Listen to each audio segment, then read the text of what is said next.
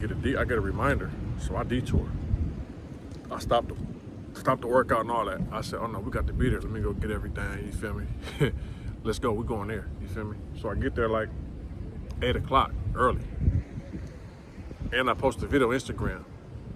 Up here early by myself.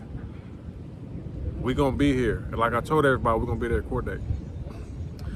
But I want to see who was gonna show up.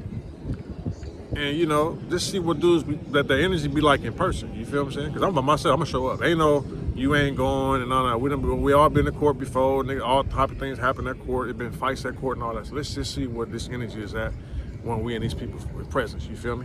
So bam, we get there. You feel me? Mind you, I'm early, and they start a little late. But as we in the hall, we're all in the hallway. You feel me? And some lady, I'm not gonna say her name, is there supporting the dude. And she's like, come up to me, want to talk to me, and you know what I'm saying? Like, what am I doing here? I'm like, I'm just here supporting. You know what I'm saying? You've been disrespectful. That's disrespectful to who? How? You've been, okay, what did I say that was disrespectful? She couldn't tell me. You said, oh, you recording me? Well, look, I'm a switch for you. So she want to turn around and do like, and she want to model for me. Mind you, this is someone's mother. You feel me? She says, I'm gonna turn around, I'm gonna switch for you. So she wanna show her little booty, you feel me? And show off to me. You know what I'm saying? Like, I'm not attracted to you. You know what I'm saying? Like, do your son, who's my age, know what you're doing? Like, what are you doing? You know what I'm saying? Whatever. You know, I really hate to talk about the mama because, I had a mother, she's not here, and I know how emotional women be. So I'm not gonna really go in on her as I should. I got all right to. She physically went in on me, but I'm gonna give her a pass because she's emotional for whatever reason. I don't know why she's emotional. It just is it's what you've been dealing with forever. But we're gonna leave her out of it. Just say this, man. So we're gonna talk about the court after. So we're gonna talk about what happened in the court after. So as we all leaving the court, mine just like 30 of them. It's one of me. You feel me? Elevator getting crashed and all. We all gonna get up in this elevator. We all in here. It's packed, jam packed. So, once again, I'm gonna be respectful because women are emotional. The woman gets up on me and bump me against the wall. You happy? You happy now? I'm looking around like, bro, like, what's she doing, man? You feel me? Like, please get her, bro. You feel what I'm saying? And her people came in between us to calm her down. And I was ultimately respectful because anybody else, if you touch me, I got the right to touch you. But I was just overly respectful for emotional black women. You know what I mean? So I didn't say nothing. I didn't react. And I had 2 occasions, you feel me? Oh, hold on. Before the court even started, before anyone got there, I'm sitting on the bench by myself. The same one who I'm trying to be respectful to came and sat next to me, almost knocked me off the chair. Bumped me. I'm gonna sit next to you. I'm like, huh? Like, why the physical contact? So when I get up and get on my phone, the same person who's seen us in the elevator, got between us, he said, can I sit right here? She said, no, that's his seat. I'm like, so he probably wondering like, what's going on? Like, what you mean his seat? I got up. I don't want no physical, you know what I'm saying, altercations with no women, you know what I'm saying, in a federal building, right? So mind you, all that's going on, right? So we're in the elevator, we're ending, right? It's a little bit of like tension popping in. So I'm like, oh, no. Let everybody else out this elevator. Let's close the door and let's holler. We're gonna holler about right here, right now. I'll push number 6. Let's go back up. Let's holler. The same person who got in front of the woman, he like, nah. Okay, so let's go outside and holler. So mind you, my mind, I done been in fights in court before. So I'm thinking we just wording this up right. It's all, you seen these scratches or blemishes on me? Because these dudes be popping it about me. Mind you, I'm at the same place I'm at for 2 years. Then his mama, well, you know what they're saying? You happy now? You happy because you got denied bail, right? I've been doing the same thing before he got denied as I was doing after he got denied. I'm in the same places, same restaurants. I live in the same place, drive the same cars for the last 2 years that this dude been on the streets. So me being happy about him being denied or in jail has nothing to do with my reality. I do the same thing with or without that dude in jail on the streets. Ain't nothing changed. Some of y'all might just got found my page, but ain't nothing. Go look back 2 years ago, 3 years ago. We're doing the same thing, same place. So now let's get into what happened in the court. So, mind you, I'm the first person to walk in the door. I'm at the door, 11 o'clock sharp. I pull the door. He like, no, I'll let you know when we're in. I'm like, damn, okay. So they like 5 minutes late. He finally let us in. Oh, make sure everyone's phone's off. Oh, no, phone's off. Take out my earpiece now. I'm the first one to walk through. I could see him through the glass. He's sitting right there. I'm the first one to walk in. I said, oh, what's up, man? How you doing? Hey, what's up, man? You know what I mean? He look at me, look away. Buster, scary. Don't even want my guy. He's scary, right? So I go in. I'm front row. We gonna see what's going on. Cause see, these other minute orders been sealed, bro. So a lot of stuff goes on they don't want people to see. For whatever reason, we don't know. You feel me? Anyway, let's talk about his lawyer. So his lawyer, no, first I believe it's a prosecutor, DA, whatever. They run a whole list of why he should get denied, right? So when it's his lawyer's time to speak, his lawyer has a problem standing up. So he said, let me get up for a second. Okay, get up. He stands up and he tells the judge, give me a second, let me get over here. I guess some type of injury, health problem, whatever it may be. But he was standing up already past Big U to go to the podium to speak how the DA was stern and be able to speak. You know what his lawyer did? No. The judge gave him an opportunity to sit down. He said, you know what? You can present from right there. He said, I guess. And sat down.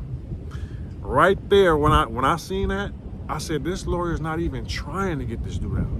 If that would have been me, how I was able to stand up, I would have walked to that podium and presented my case and defended my client with everything I got.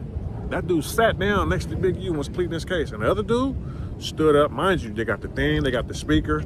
Everything he's saying is loud and clear. He's able to look at the judge right in his face and stand up. This lawyer, oh man, bless his heart. But, so let's get to the meet and greet, right? The lawyer didn't have anything to stand on. His only key bullet point thing to stand on was that Big U surrender. That's all he had to say good about it. So as we going through this thing, right? You know, the prosecutor said what he say. He get to speak. He get to speak. So the prosecutor said, I don't know if it's DA prosecutor. Please correct me on that. He like, not only when he turned himself in, he fled. He already fled, so you can't say turn himself in. They played the video of him mentioning WAC 100 and 600. He said that 600 was with the FBI when they raided his house.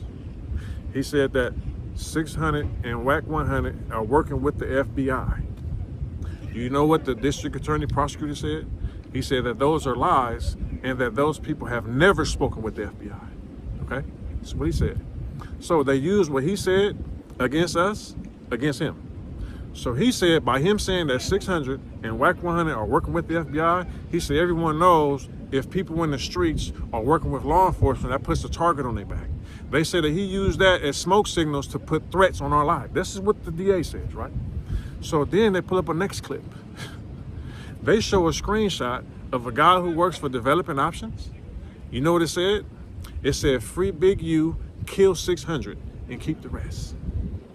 They put his screenshot up. You know what they said? This guy's an employee that was just seen a few days prior with Big U in the cart on Crenshaw and Slauson with a Developing Options head who just got hired for him a month prior.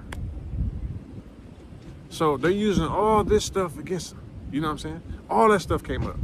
They also said that when they raided his house, they were told that it was a firearm in the house. They asked the father, he wasn't there. The father said, it should be in there, but it's not there. You know what I'm saying? Pop's like, man, I'm 80 years old, bro. I'm not going to jail for that shit. That motherfucker getting there, you feel me? It should be there. You know what I'm saying? That's what he said, man. You know what I'm saying? So, with all that stuff, right?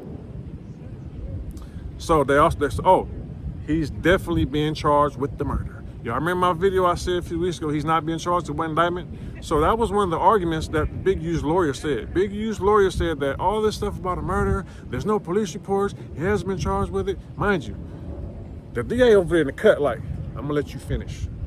As soon as he finishes, you have anything else to say? He comes up and says, no, actually, he is being charged with the murder. I said, oh, Big U's being charged with the murder? So then they start talking about the murder. They said that the first time they contacted Big U's family about the murder of Rayshawn Williams, he wasn't even a suspect. They only contacted them to see what they knew about him. And Big U wasn't there. The wife was there. They said the wife called from a mother's phone, called Big U, and said, hey, they came asking about Rayshawn. They got all that. He wasn't even a suspect. They said that made him guilty, right? That made him a suspect right there. So then they got the guys telling on him, 50 witnesses telling on him. They got suspects that are gonna come and testify in court. The dude is cooked. Denied bail. You know, I might have to do another video. It's so much stuff that they say that was almost 2 hours. And I took a mental note of everything. I wasn't able to record. I really wanted to get everything, but just some of the key points I gave y'all. Dude is cooked. Oh, another thing the lawyer said was these people are here to put up their property to bail him out. And, you know, he should be fighting this from home. You know, he's not a threat. He's not a flight risk. Everything he said, they debunked it. He said, no, he is a flight risk because he already fled. They said, he just wants a second chance. They said, no, he had a second chance. You know what they did? They read off all these charges previously. He's been arrested for murder. All these charges. They said he's had a second chance. They said something like, this is the paradigm of that, something. I don't know the definition of all that, but they said that. I'm like, wow, that's crazy.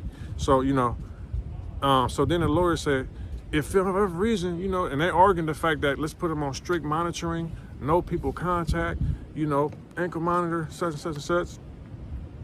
And these people are putting up their properties, and if anything was to happen, he'll never get out of jail. Why would you say that? Like, you already admitting to him never getting out of jail. Like, that lawyer is a dump truck. I'm just being real with you, bro. Like, me, let me give y'all some game. If I was Big U's lawyer, he never argued, and I just came up with this, thinking about this right now. I would have said, listen, Your Honor, my client is 58 years old. He'll be 59. He's in bad shape. He's over 300 pounds. He has knee problems, health problems. He's not in any position to flee. You know, everything you have, he hasn't been convicted. He just want to fight at home. Your presentation is everything. It's not about what you say, it's how you say it. And I would have stood my ass up on that podium and presented this and said, look how many people he has here to support him. That lawyer didn't do none of that. He didn't bring up the people in the audience. He didn't have a stern look at, he's sitting down lounging next to his client. You know what I'm saying? So, I don't know, bro. I wouldn't have hired that dude, but that's part one of what's going on. He's been denied bail. Oh, so did I talk about how tough these guys be talking when they see me? It ain't like that. I don't know. Like, share, and subscribe.